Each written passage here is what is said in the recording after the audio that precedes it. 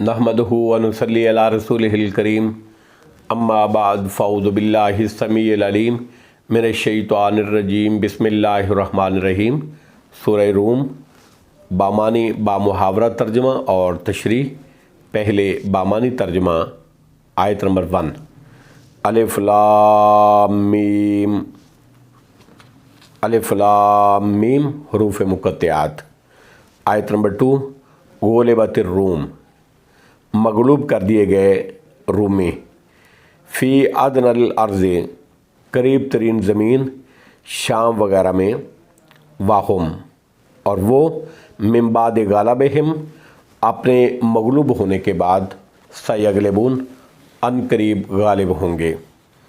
आयत नंबर 4। फ़ी बिदसीनीन, चंद ही सालों में।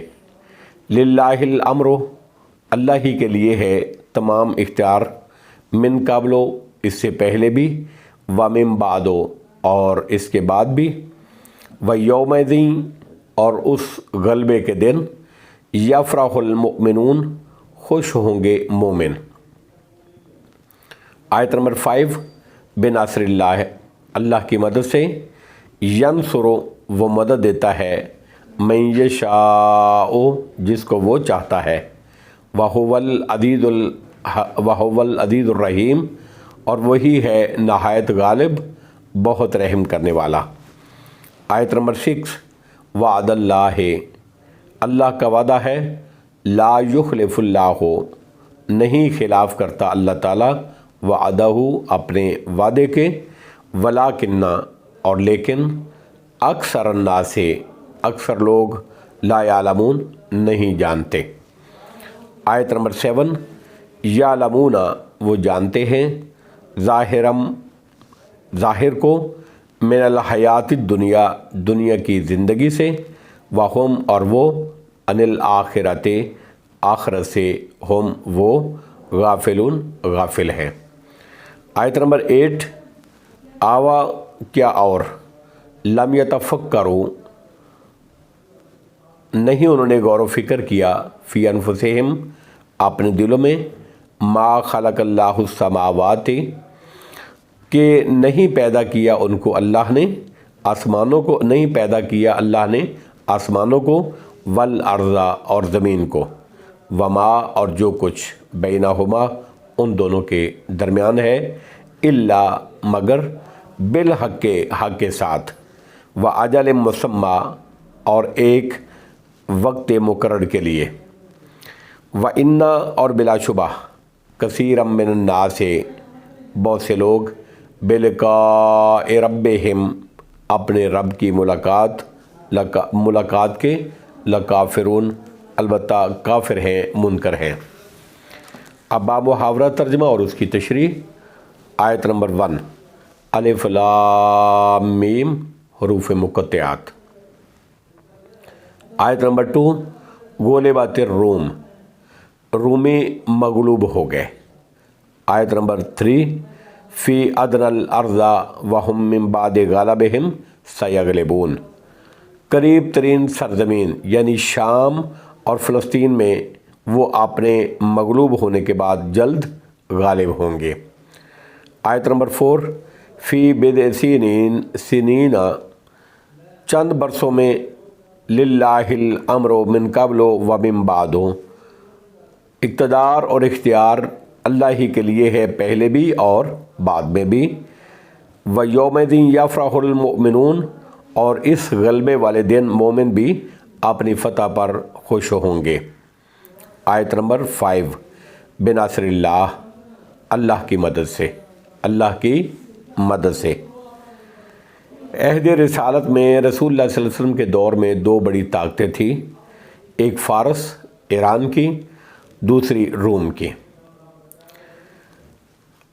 ईरान हुकूमत आतिश परस्त थी, और जो रूमी थे, वो जो ईसाई थे, वो अहले किताब थे। मुशरिकीन मक्का की हमदर्दियाँ फ़ारस के साथ थी, ईरान के साथ थी, क्योंकि दोनों मुशरिक थे। जबकि मुसलमानों की हमदर्दियाँ रूम की ईसाईयत हुकूमत के साथ थीं, इसलिए کہ عیسائی بھی مسلمانوں کی طرح اہل کتاب تھے اور وحی اور رسالت پر یقین رکھتے تھے۔ ان کی آپس میں ٹھنڈتی رہتی تھی۔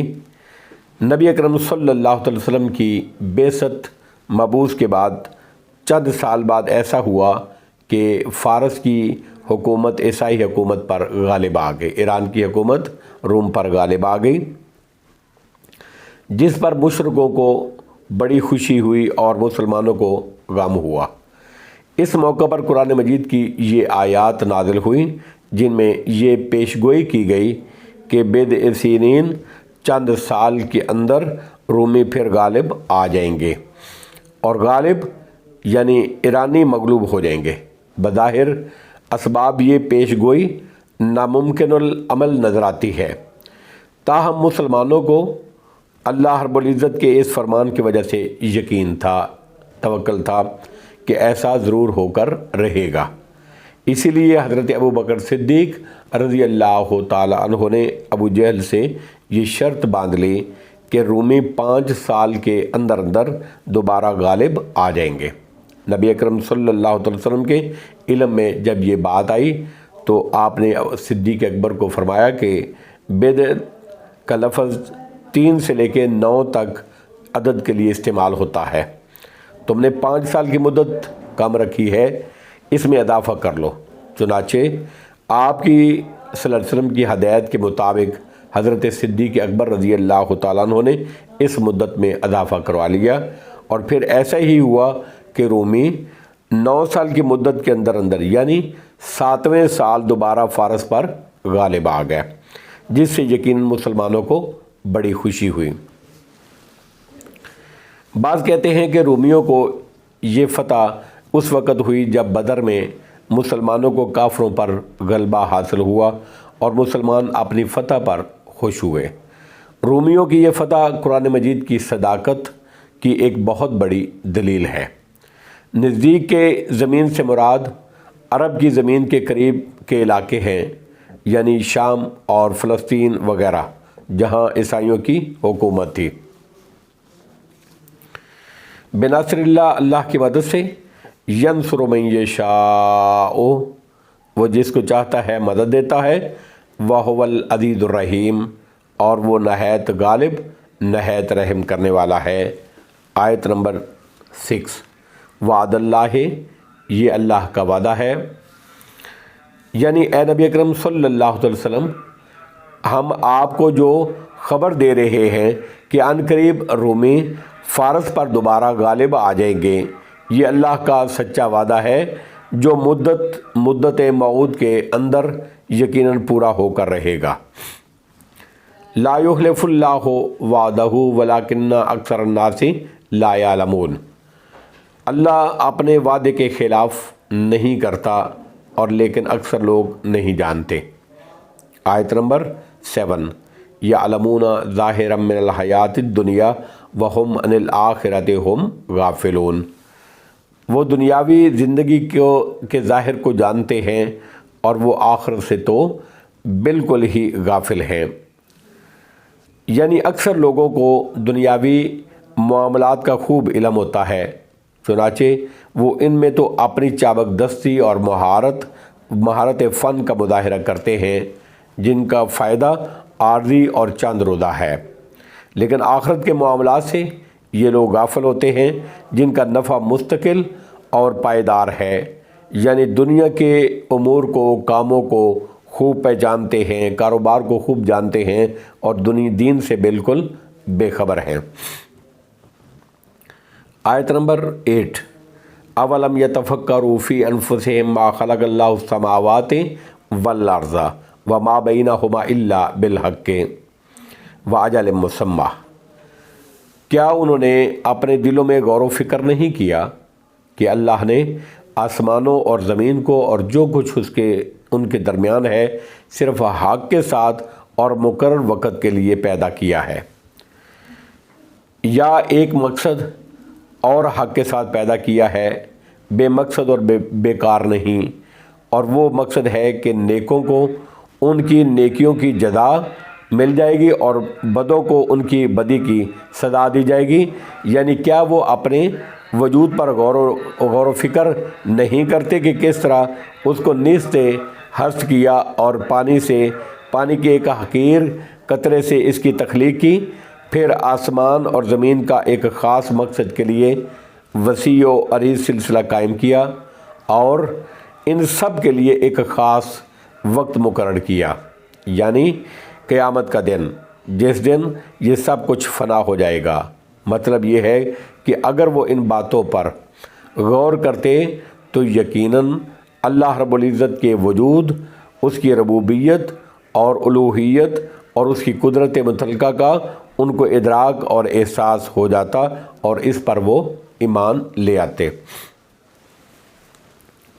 وَإِنَّ كَثِيرًا مِّنَ النَّاسِ بِلِقَاءِ رَبِّهِمْ لَكَافِرُونَ، اور بلا شبہ اکثر لوگ اپنے رب کی ملاقات ہی کے منکر ہیں، اور اسی کی وجہ سے وہی کائنات میں غور و فکر کا فقدان ہے، ورنہ قیامت کے انکار کی کوئی معقول بنیاد نہیں ہے۔ واللہ اعلم بالصواب، وآخر دعوانا ان الحمد للہ رب العالمین۔